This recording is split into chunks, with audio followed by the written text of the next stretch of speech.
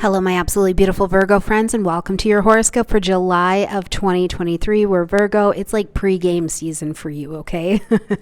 Because Leo season comes in this month, which begins to light up all of these themes of your 12th house. So it's kind of the time of year that happens every year where you get to start to rest, relax, rejuvenate, even if it's just emotionally, spiritually, and kind of get prepared for what you would like to bring into your next annual year. So this is the time right before it. So you're pre-gaming at the house before you go out into the world. Now we've also got Venus taking a retrograde this month, and we have got Chiron taking a retrograde, and also we have got Mercury coming into your sign, and it's going to be here for a long haul because we're going to do some retrograde energy here as well. So we will see at the end of the month that ruling planet comes home, is in domicile, so pure comfort and strength. And we will also do a review of who you are, what you're thinking, how you're communicating, and things of that nature. All right, Virgo, let's get in here and see what's going on. So right at the beginning of the month, we've got a full moon happening at 11 degrees of Capricorn, fellow earth energy. Now this lights up your 5th house space, okay? So children, play, self-expression, conception, and this is not just conception of children, but it absolutely can be adoption, stepchildren, things like that. But it is also the conception of ideas that you would like to take from a hobby to turn it into a business. Maybe you begin something new that is a genuine expression of who you are, how you show up in the world. Now, because this is a full moon, it's asking us to end something, acknowledge something, or adjustment. And it is also opposing your ruling planet Mercury in Cancer. While it is in a nice trine to Jupiter, and there's a conversation with Saturn going on here as well, I think that this opposition to your ruling planet is particularly important for us to pay attention to, because Capricorn is about what makes you feel stable and strong and structured, where you feel you have responsibilities, commitments, obligations. You know, you're moving forward in this way, that your ambition is true, okay? However, in opposition to this Mercury in Cancer, something in your emotional intelligence, intuitive intelligence, it's like it's not quite in alignment with your current emotions. Like, what is digging out here? Because you really want to bridge the gap between this Capricorn and Cancer axes. What I do, because I believe it's where I work hard and my ambitions are here, but also where my emotions are telling me I need to course correct a little bit. Now, whatever it is with the aspect conversation that is being that is happening here, my goodness, you can tell we're getting ready for some Mercury action, can't you? With whatever is happening here, I do think that the illuminations, revelations that come to you, especially in this 5th house, are going to be nice and grounded and practical and help you make decisions. One of the greatest decisions you might be making too, and please let me know if this is you in the comment section down below, is that you may be needing to delegate to your children or to someone who is childlike around you, and you're letting them take on more responsibility because you're seeing at this lunation that if you continue to do it, it is going to emotionally exhaust you. So also look at, because remember, Capricorn is a good manager, and good managers know where to delegate. All right, on the 10th, we have got Mars entering into the energy of Virgo, coming into your sign. Now, when Mars comes into the 1st house, okay, first of all, it is great. Mars is great for helping you get things done, and you'll do it in your beautiful Virgo way, which is attention to details. There's precision. You know, you're making things the very best that it can be. But also, Mars in the 1st house can bring nervousness, can make your neurological system fire a little bit more. You know, Mars is inflammatory. So I do want you to be mindful of taking care of all of the busyness. You are a mutable energy. Are you worrying about things? Where is there tension? But just know, if you can work with Mars, if you're encountering tension, Mars will give you the energy to take action, to find out the details or the steps you need to take to actually relieve that tension, so you can work very well with it. But whatever you need to get done, Mars is here to help support that energy. On the 11th, we've got Mercury moving into Leo, now lighting up conception, ideas, conversations, decisions from your 12th house space. Now, it's funny.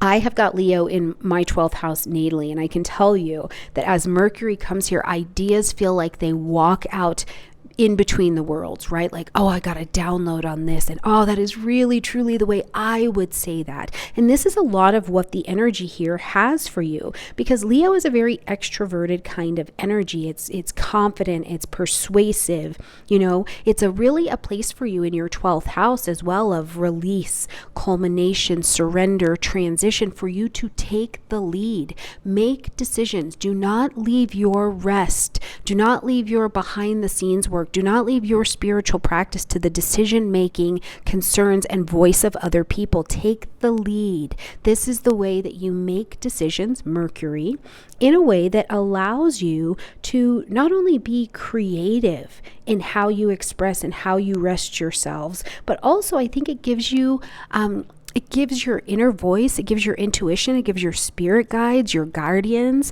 your ancestors, great access to you when you decide, I'm in charge of how this spiritual area of my life is going to be tended to, and you kind of open this floodgate for them, okay?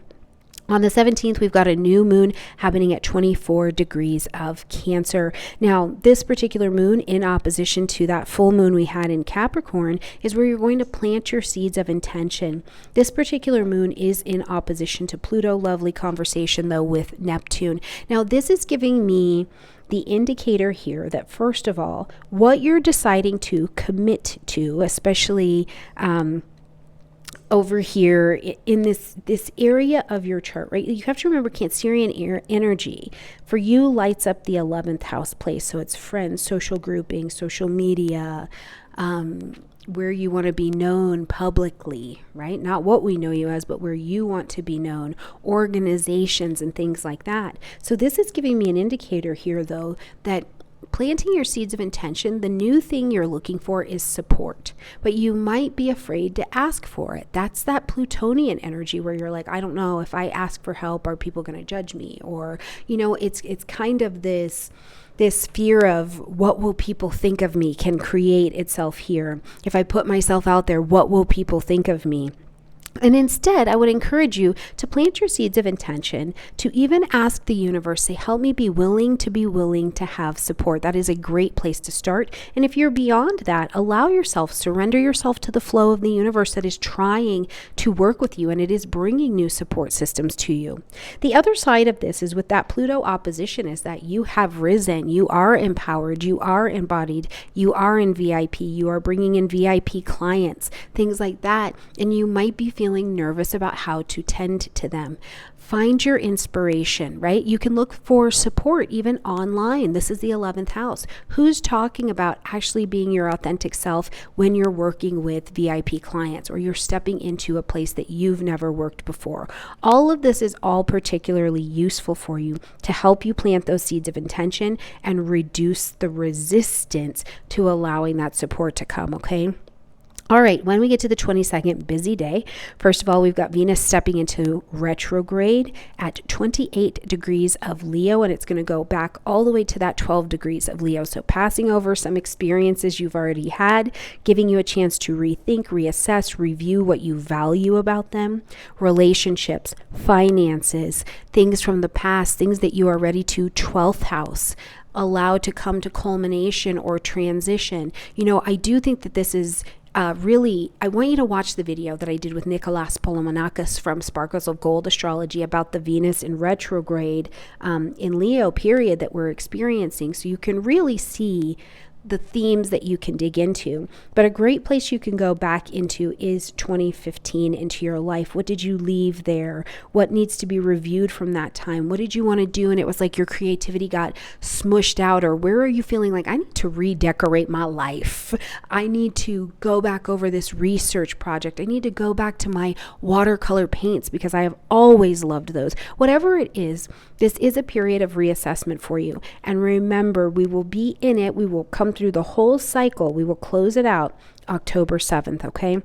Now, also on that day, we have the sun entering into the energy of Leo, so bringing light, heat, life, and vitality all the way until August 23rd. So again, you are motivated to see where your expression maybe was stomped out, but also to share current versions of yourself. But the way that you'll be doing this is in a very quiet way. Maybe you're doing spiritual work. Maybe you're spending more time outdoors, talking to your ancestors, talking to the trees, singing, letting your voice, letting your body, letting your movement, letting your moans, letting your hums be heard out in the world. This is also a great time I love it for people who are actors or actresses or produce things like that, or are a part of things that is being produced behind the scenes before it is seen. This is a wonderful time for that. Now, let's not leave out other 12th house things. Maybe you're visiting and you're volunteering or carrying a message of hope into places of confinement, nursing homes, jails, rehabs,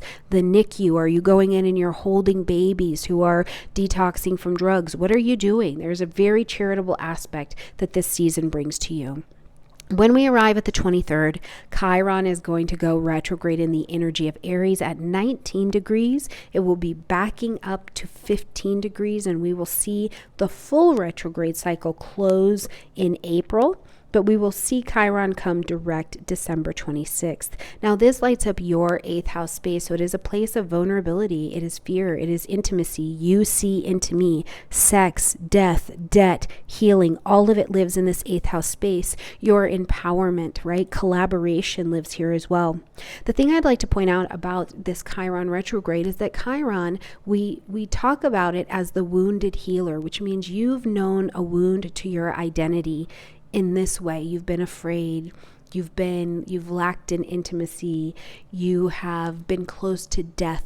There is a growth and a rebirth around your identity, and you've been afraid. You've not known who you were exactly here. But now, as Chiron is taking this retrograde, you are not processing your life through the lens of the wound only. There has been a healing put on you, and you're standing up, you're standing tall in a different identity, prepared to not only move forward and help people heal from their wound because you have healed and understand your own, but this is also the place where I want you to be reminded, my Virgo friends, that Chiron is also the wounder.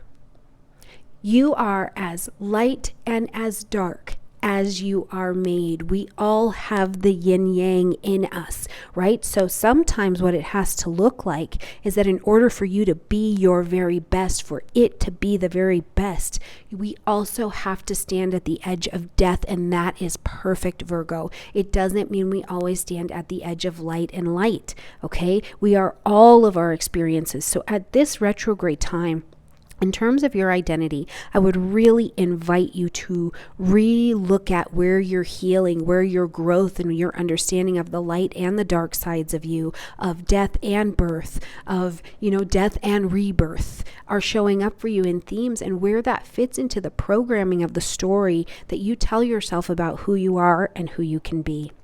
On the 28th, we see Mercury come home into the energy of Virgo, into the first house. You have the gift of gab. We're going to see this energy traveling here all the way until October. Remember, we get that long energy because we're going to start retrograding just next month in August, okay? But, you're comfortable, you're thinking, you're speaking, you're moving, you're making decisions, you're reviewing the future, the past, the present, all with kind of a breath of fresh air. Be specific, be impeccable with your words as your ruling planet has come home. Speak life. Speak details, speak factual information and knowledge wherever you go, Virgo, which I know is not hard. Try to look at where you're finding yourself being critical of yourself or others, where you're being nitpicky, where you have this thinking that is inflexible or worrying. Where is your mind worrying? These are all symptoms of a Mercury that's kind of running you and running your mind instead of you being in control of it. I love that scene from Eat, Pray, Love where he's telling her, you want to, You want mastery, you have to learn to master your mind, your thoughts. And also for you, Virgo, I think learning the mastery of your neurological, your nervous system is also something that with this Mercury traveling home, if you can learn more about that, you will have access to breathing, to neurological work that can help heal the body and the mind, and therefore you can extend that in a vibration of service to helping other people understand it as well. All right, my absolutely beautiful Virgo friends, enjoy your pre-game season before we get to birthday time. I love you all a ton. I hope you're doing fantastic, and I'll see you next month. Bye, Virgo.